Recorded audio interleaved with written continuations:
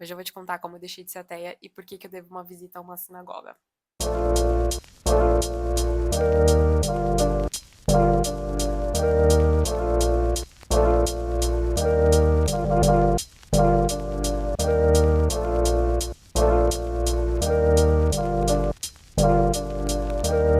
Seja bem-vindo ao quinto episódio dos 180 antes dos 30.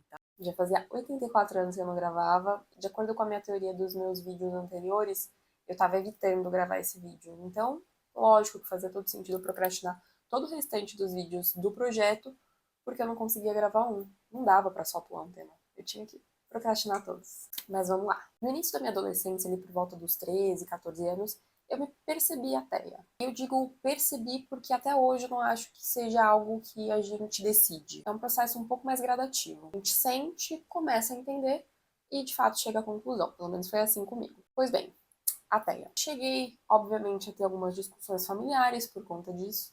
Afinal, por que alguém tão nova poderia ter uma opinião que soa tão definitiva e, claro, tão grave? Um absurdo na época. Principalmente se você é de uma família bem católica, do interior de Minas Gerais. No caso, a minha família é de Minas, não eu. Meus pais nunca foram praticantes, mas os valores básicos do catolicismo foram guias para minha criação. Então, né? Absurdo. Mas eu mantive essa percepção do ateísmo firme até pelo menos o fim da faculdade. Isso não era um tópico sobre o qual eu falava muito, assim como qualquer outro tópico para qual a minha opinião não é solicitada, é algo meu mesmo. Mas mesmo assim, na faculdade o assunto às vezes surgia, alguns amigos surgiram com o apelido Sarateia, e óbvio que eu achava graça, tirava barato disso. E dentro do meu núcleo familiar, teve uma piadinha uma vez que meu irmão fez também, que foi bem engraçadinho. Eu estive em uma igreja no interior aqui de São Paulo. Um padre abençoou um objeto que eu tinha. E quando eu contei pro meu irmão, ele fez uma gracinha, fez uma piadoca. Falou, nossa, mas você não pegou fogo quando você entrou na igreja? Depois de um tempo, acabou se tornando um assunto ok. E apesar de ter dado um rebulicinho, apesar das discordâncias, foi respeitado. Mas aí, meu amigo, em 2017 aconteceu uma coisa que mudou tudo. Estava começando um trabalho, no qual inclusive eu tô até hoje, só que em outras funções, em uma outra empresa do mesmo grupo. Na época eu trabalhava com eventos, e assim, parênteses. Foi uma das épocas mais gostosas da minha vida. Morro de saudade. Viajei para algumas cidades diferentes do Brasil, conheci muita coisa. Muito incrível. Eu fui para uma cidade que eu amo muito e que para mim é muito familiar, que é Belo Horizonte. Na noite que antecedeu essa viagem, eu tive um sonho muito aleatório. Eu sonhei que eu conhecia um judeu e que eu me convertia à religião. E assim, zero teor romântico no sonho. Eu só conheci esse judeu, conversei muito com ele e fui para uma sinagoga para me converter. Ponto. Essa foi a história, esse foi o sonho. Na manhã seguinte, eu fui pra rodoviária para encontrar minha amiga, a Gabi, que trabalhava comigo na época e que até hoje é uma das minhas melhores amigas. Beijo, Gabi, amo você. E assim, essa viagem tinha tudo pra ser muito divertida, porque a Gabi é uma pessoa super alto astral, quem conhece sabe. Ela, por si só, é assim, um evento. A gata é um evento. E ainda tem o fator de que a gente ia viajar num daqueles ônibus imensos que tem 2 andares, sabe? E pra quem nunca viu um ônibus desses, o do segundo andar tem um janelão panorâmico, assim, que dá uma vista linda da estrada. É incrível. O que eu não esperava é que a Gabi, que se sentaria ao meu lado, me abandonaria pra sentar lá na frente daquele janelão panorâmico, junto com um amigo nosso, um colega de trabalho que tava indo junto com a gente. Aproveitar a vista panorâmica e me deixar ali a Deus dará, ao lado de um estranho, por 10 horas. Obviamente eu tentei arrumar mil desculpas, apelar para emocional para ela não fazer isso, mas a gata tava determinada a curtir a paisagem, e isso é tão a cara dela que não teve nem como discutir.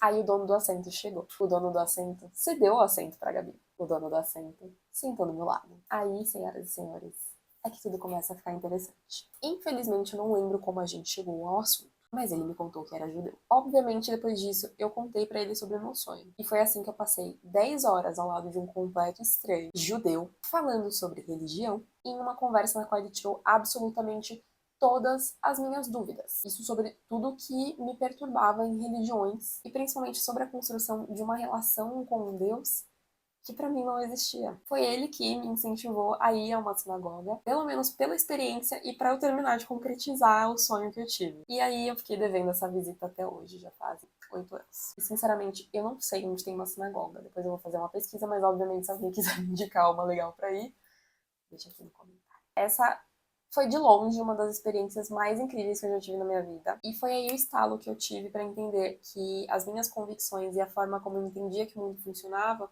era só uma forma de enxergar Deus e eu não sabia. E assim, apesar de eu dizer que eu não acreditava em Deus, tinha algumas incongruências no caminho. Eu acreditava nas leis da física, me agarrava completamente à causalidade, ou seja, ação, reação, causa, efeito. Mas lá no fundo, para mim existia algum tipo de energia que movia as coisas, fazia com que elas se encaixassem e se encaminhassem como elas realmente deveriam ser, mas né, obviamente não ia ter nada a ver com um velho branco que ficava lá em cima de uma nuvem, castigando as pessoas por serem quem elas são ou por não seguirem algo que estava escrito ali em um livrinho. Essa era a visão que eu tinha de Deus e nada, sinceramente, nada me espanta que eu tivesse esse tipo de compreensão, porque eu nunca tive interesse suficiente para me aprofundar, para pesquisar ou mesmo para entender os meus sentimentos. Hoje em dia eu não tenho nenhuma religião, não sigo e não tenho a pretensão de seguir, mas eu tenho tentado construir algumas práticas como rezar, que tem um embasamento católico por conta da minha criação, tenho as minhas devoções e venho tentando fazer aquele ritual matinal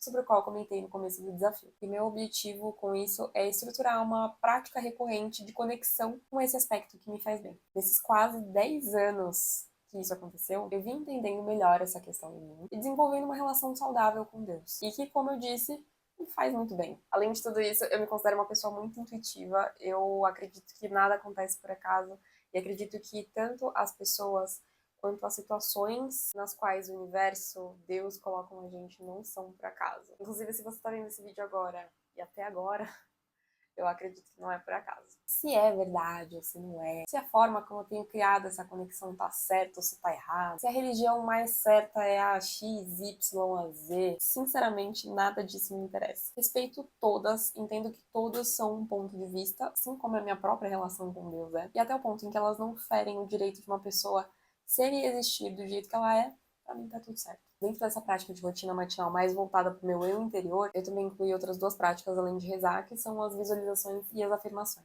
E aí, para quem não sabe do que se trata, embasemos. As afirmações são técnicas que podem ser usadas para influenciar positivamente a mente e o comportamento, para a gente alcançar objetivos e manifestar desejos. Basicamente, elas são frases positivas que você repete algumas vezes, falando ou escrevendo, para buscar reprogramar o nosso subconsciente e fortalecer a crença em algo que a gente deseja. Já as visualizações são a prática da gente criar uma imagem mais vívida do que a gente quer alcançar, como se aquilo já fosse uma realidade, para a gente ativar o poder da nossa mente de atrair esses resultados. Ou seja, a gente fazer nosso papel também, colocar coisa para acontecer. E isso pode ser feito, como é no meu caso, através de um mood board de imagens que se conectam com os meus objetivos. Parece papo de louco, né? Eu sei. Mas são práticas que neurocientificamente fazem sentido. E que quando você começa a colocar em prática, você vê que de fato faz muita diferença. A nossa mente tem um poder absurdo de conduzir as nossas reações a qualquer estímulo que toque qualquer um dos nossos 5 sentidos. E você sabe disso, você já sabe disso. Porque no fim das contas, você sabe que a forma como você está se sentindo,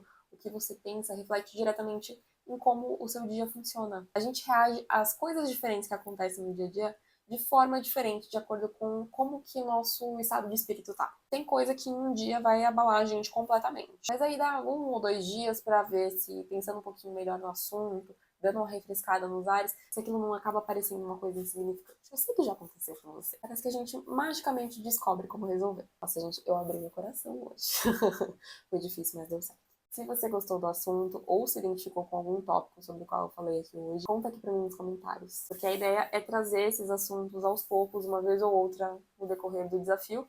E, obviamente, eu vou falar mais sobre o que o pessoal curtir, né? Além, lógico, das coisas que eu tô sentindo necessidade de falar e que também se correlacionam com essa jornada. Até o próximo episódio.